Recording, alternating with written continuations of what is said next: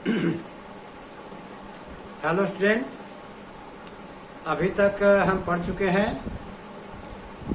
12th physics अध्याय 1 विद्युत आवेश क्षेत्र, अध्याय 2 विद्युत विभव तथा धारिता। इन दोनों अध्याय को पढ़ चुके हैं और मैं आज लाया हूं आपके लिए इन्हीं दो अध्यायों के उन प्रश्नों का संग्रह जो ब्लूप्रिंट पर आधारित है और छत्तीसगढ़ माध्यमिक शिक्षा मंडल द्वारा बोर्ड परीक्षा में हर साल पूछा जाता है। अध्याय 1 और अध्याय 2 वैसे तो बहुत लंबा है, यदि हम इनको बिना प्लानिंग के पढ़ते रहेंगे तो पढ़ते ही रह जाएंगे, तो प्लानिंग करना बहुत जरूरी है।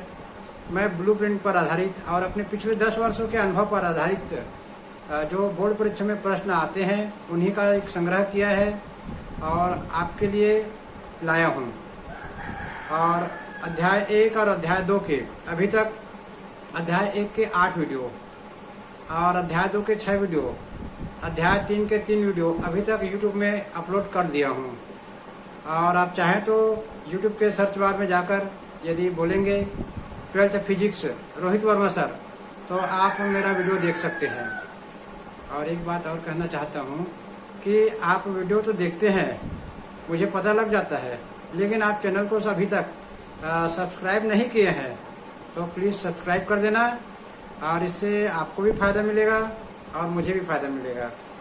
यदि आप सब्सक्राइब करेंगे तो YouTube के सब्सक्रिप्शन बॉक्स में जैसे मैं वीडियो अपलोड करूंगा तो नोटिफिकेशन आ जाएगा और आप देख सकते हैं। तो चलिए देखते हैं उन प्रश्नों का संग्रह अध्याय 1 अध्याय 2 जो ब्लूप्रिंट पर आधारित है। हाँ, एक बात और कहना चाहता हूँ आपसे, मैं पूरे 12th फिजिक्स के 15 अध्याय का वीडियो अपलोड 2-4 महीने के अंदर कर दूंगा। आप उसे देख सकते हैं और आपकी तैयारी की जिम्मेदारी मुझ पर छोड़िए। मैं पूरा आपको तैयार करके रखूंगा और परीक्षा के 2 महीने पहले आप पूरे फिजिक्स को आपको तैयारी हो जाएगा। तो चलिए देखते हैं, अब जो भी बात होगी आगे करेंगे। तो चलिए पढ़ते हैं प्रश्नों का संग्रह। छत्तीसगढ़ माध्यमिक शिक्षा मंडल रायपुर के ब्लूप्रिंट के अनुसार कक्षा 12वीं भौतिक विषय के प्रश्न यूनिट 1 में 2 अध्याय शामिल है। अध्याय 1 विद्युत आवेश तथा क्षेत्र, अध्याय 2 विद्युत विभव तथा धारिता। इन दोनों अध्याय को यूनिट 1 में रखा गया है। यूनिट 1 से ब्लूप्रिंट के अनुसार 1 अंक वाले 1 प्रश्न आएगा, 2 प्रश्न वाले भी एक ही प्रश्न रहेंगे और 5 अंक वाले 1 प्रश्न, 1 अंक वाले 1 प्रश्न, 2 अंक वाले 1 प्रश्न और 5 अंक वाले 1 प्रश्न। और इसमें 2 अध्याय शामिल है। पाठ बहुत लंबा है और अंक बहुत कम है। कुल 8 अंक के ही प्रश्न पूछे जाएंगे। तो सबसे पहले हम देखेंगे 1 अंक वाले प्रश्न जो विभिन्न वर्षों से परीक्षा में आ रहे हैं और यही प्रश्न आगे भी आने की पूरी संभावना है। तो बिना देर किए पढ़ते हैं। प्रश्न 1, वैद्युत द्विध्रुव आघूर्ण किसे कहते हैं? एसआई मात्रक लिखिए। ये प्रश्न तो बहुत ही बार आता है, प्रश्न में बार आता है ये। दूसरा प्रश्न है, विद्युत क्षेत्र किसे कहते हैं? एसआई मात्रक लिखिए। कुछ वर्षों पहले विद्युत क्षेत्र को विद्युत क्षेत्र की तीव्रता कहते थे, आजकल इसका नाम विद्युत क्षेत्र हो गया है। प्रश्न क्रमांक 3, विद्युत फ्लक्स किसे कहते हैं? एसआई मात्रक लिखिए। प्रश्न 3, विद्युत फ्लक्स किसे कहते हैं? एसआई मात्रक लिखिए। प्रश्न 4, आयतन आवेश घनत्व क्या है? इसका एसआई मात्रक लिखिए। प्रश्न 5, पृष्ठीय आवेश घनत्व क्या है? इसका एसआई मात्रक लिखिए। 6वां प्रश्न है, रैखिक आवेश घनत्व क्या है? इसका एसआई मात्रक लिखिए। तो इन प्रश्नों से पढ़ने से ऐसा पता लगता है कि तीनों सेट में, ए बी सी सेट में एक ही टाइप के परिभाषा, एक ही टाइप के प्रश्न तीनों सेट में रहते हैं, लेकिन प्रश्न अलग अलग रहते हैं। तो आप जब भी पढ़ेंगे तो 3 प्रश्नों का एक सेट बना के पढ़ेंगे, जिससे कि तीनों में एक प्रश्न आपके सेट में जरूर आ जाए। 7वां प्रश्न है, आवेश का क्वांटीकरण क्या है? 8वां प्रश्न, मूल आवेश क्या है, इसका मान कितना होता है। ये छोटे छोटे प्रश्न है, बिल्कुल बारीकी से पढ़ेंगे। गास का प्रमेय लिखिए।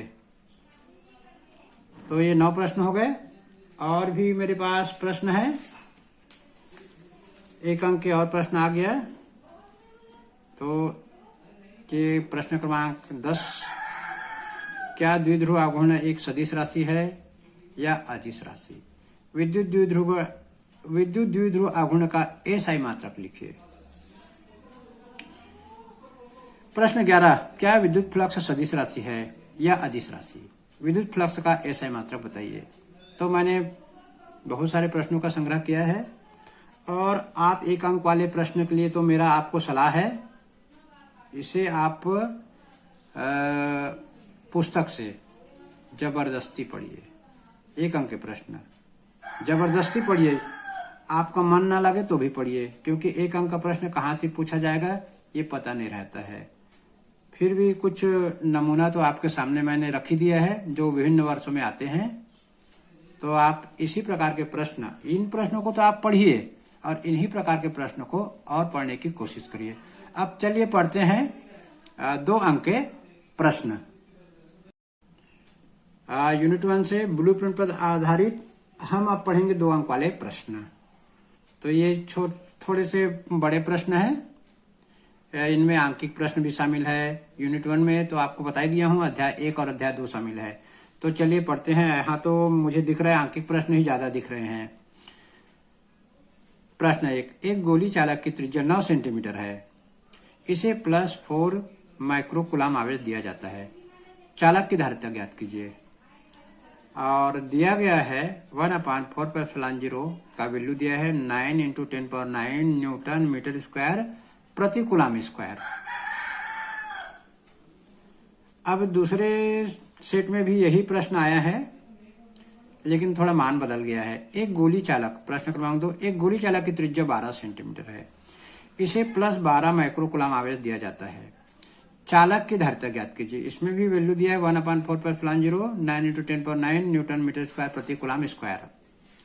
अब देखिए तीसरे सेट में ऐसे दिया था 18 सेंटीमीटर त्रिज्या के एक गोली चालक को +3 माइक्रोकुलाम आवेश दी जाती है, चालक की धारिता ज्ञात कीजिए। इसमें भी 1/4πε0 का वैल्यू दिया है। अब हमको मालूम है चूंकि 2 प्रश्न के एक ही प्रश्न आता है, लेकिन तीनों सेट में अलग अलग आता है। तो अब पढ़ते हैं प्रश्न क्रमांक 4, निम्न परिपथ में ए और बी के बीच तुल्य धारिता ज्ञात कीजिए। यहाँ पर ध्यान देंगे, धारिता से संबंधित आंकिक प्रश्न जो आता है वो यूनिट 1 से ही आता है, और प्रतिरोध से संबंधित भी आंकिक प्रश्न आता है परिपथ आधारित, जो यूनिट 2 में आएगा, विद्युत धारा पाठ में भी आता है। तो इसको ध्यान से पढ़ेंगे। धारिता पूछा है, कई बच्चे धारिता की जगह प्रतिरोध को निकाल देते हैं। और देखिए ए और बी के बीच में 3 दिया है, 3 माइक्रोफैराड, 3 माइक्रोफैराड, 3 माइक्रोफैराड के 3 धारिता दिया गया है। अब इनको ऐसे जोड़ दिया गया है। जोड़ने से ये पता लग रहा है कि श्रेणी क्रम में है या समांतर क्रम में है। जो विद्यार्थी जानते हैं वो बता देंगे कि ये समांतर क्रम में जुड़ा है। तो हमको तुल्य धारिता के समांतर क्रम में इसको बनाना है। एक और प्रश्न, प्रश्न 5, ए और बी के बीच तुल्य धारिता ज्ञात कीजिए। ये दिया है ए और बी के बीच 5 माइक्रोफैराड, 5 माइक्रोफैराड और 5 माइक्रोफैराड। अब हम आगे पढ़ेंगे। 2 अंक वाले और प्रश्न है हमारे पास। तो 2 अंक वाले और प्रश्न हम पढ़ेंगे यहां।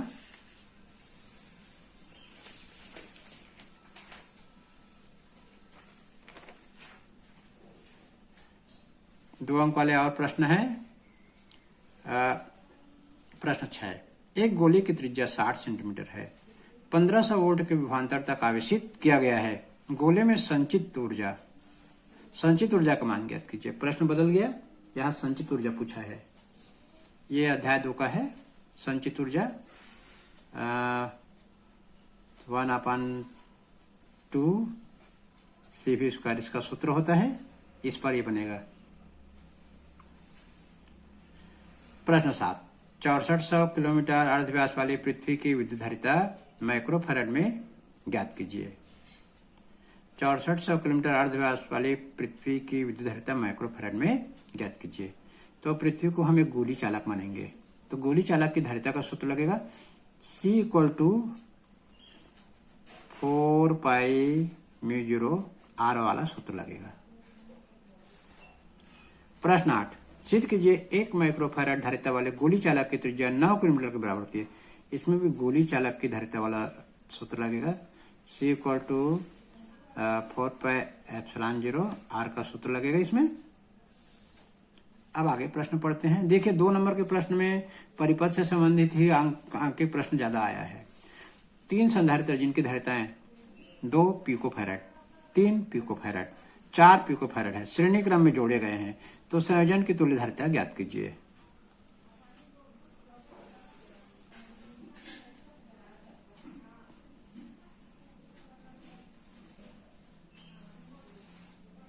तो ये हो गए हमारे प्रश्न 2 अंक वाले।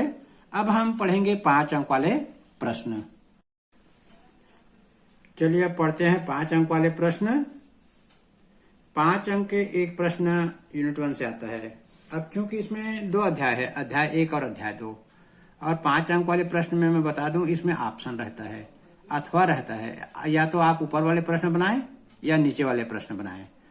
और इसमें जो 2 प्रश्न हैं आतना है अथवा में, एक ऊपर आएगा एक नीचे आएगा, तो एक प्रश्न अध्याय 1 का आता है और एक प्रश्न अध्याय 2 का आता है। तो अध्याय 1 का जो प्रश्न है वो मैं बता देता हूं। अध्याय 1 का जो प्रश्न है वो गास प्रमेय से संबंधित आता है। प्रश्न क्रमांक 1 हमने लिया है, गास प्रमेय लिखो और सिद्ध करो। गास प्रमेय के बारे में हर साल कुछ न कुछ परीक्षा में आता ही है, तो इसको बहुत अच्छे से याद कर लेंगे।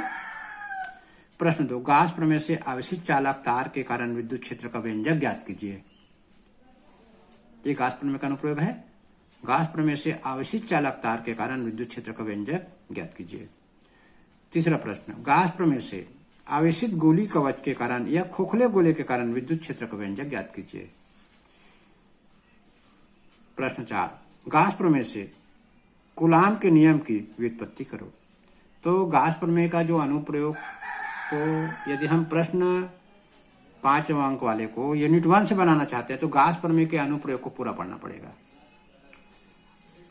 और आगे प्रश्न पढ़ते 5 अंक वाले। विद्युत द्विध्रुव के कारण अक्षीय स्थिति में विद्युत क्षेत्र का व्यंजक ज्ञात कीजिए। ये भी अध्याय 1 का ही प्रश्न है। विद्युत क्षेत्र का व्यंजक मतलब अध्याय 1 का ही प्रश्न है। विद्युत द्विध्रुव के कारण निरक्षीय स्थिति में विद्युत क्षेत्र का व्यंजक ज्ञात कीजिए। निरक्षीय से ये भी अध्याय 1 का ही प्रश्न है। तो ऐसे अध्याय 1 से तो ज्यादा प्रश्न है। अब हम पढ़ते हैं 5 अंक वाले प्रश्न जो अध्याय 2 से आते हैं। बहुत आते हैं यही प्रश्न। समांतर प्लेट संधारित्र की धारिता ज्ञात कीजिए। ये प्रश्न तो बहुत बार आ चुका है परीक्षा में। समांतर प्लेट संधारित्र की धारिता, इसमें चित्र खास करके अच्छा बनाना चाहिए। प्रश्न 8, आंशिक रूप से परावैद्युत पदार्थ की उपस्थिति में समांतर पट संधारित्र की धारिता ज्ञात कीजिए। ये भी 5 नंबर का प्रश्न है, बहुत महत्वपूर्ण प्रश्न है, बार बार परीक्षा में आता है। और है प्रश्न क्रमांक 9, 2 आवेशित चालकों को जोड़ने पर आवेशों के वितरण के कारण होने वाली ऊर्जा क्षय की गणना कीजिए। तो ये हो गए हमारे 5 अंक वाले प्रश्न। अब 5 अंक वाले जो प्रश्न है इनको बना के कॉपी में देखना है, तभी याद होगा, ऐसे पढ़ने से याद नहीं होगा। तो आपने देखा कि मैंने ब्लूप्रिंट पर आधारित यूनिट 1 के प्रश्न आपके सामने रखा, और आपको कैसा लगा कमेंट्स बॉक्स में कमेंट्स करके बताना, और अच्छा लगे तो चैनल को सब्सक्राइब कर देना। चैनल सब्सक्राइब करने से आपको भी फायदा होगा, अब मुझे भी फायदा होगा। और आपके यूट्यूब चैनल में मेरे जो प्रश्न हैं, मेरे जो टॉपिक है वो आपको दिख जाएगा। और हम अगले वीडियो यूनिट 2 के ब्लूप्रिंट पर आधारित बनाएंगे कुछ दिन बाद, जब हम अध्याय 3 विद्युत धारा पढ़ लेंगे। और विद्युत धारा 3 पढ़ने के बाद मैं आपके लिए लाऊंगा छत्तीसगढ़ माध्यमिक शिक्षा मंडल के ब्लूप्रिंट पर आधारित प्रश्नों का संग्रह। तो आप मेरा वीडियो देखते रहिए। और आपको एक बात और बताना चाहता हूं कि मैंने अध्याय 1 के 8 वीडियो और अध्याय 2 के 6 वीडियो यूट्यूब में अपलोड कर दिया हूँ। आप यूट्यूब में मेरे चैनल में जाके मेरा जो वीडियो है उसको देख सकते हैं। आपको समझने में कोई दिक्कत नहीं होगी और आप 12वीं की परीक्षा भौतिक में बहुत अच्छा नंबर ला सकते हैं।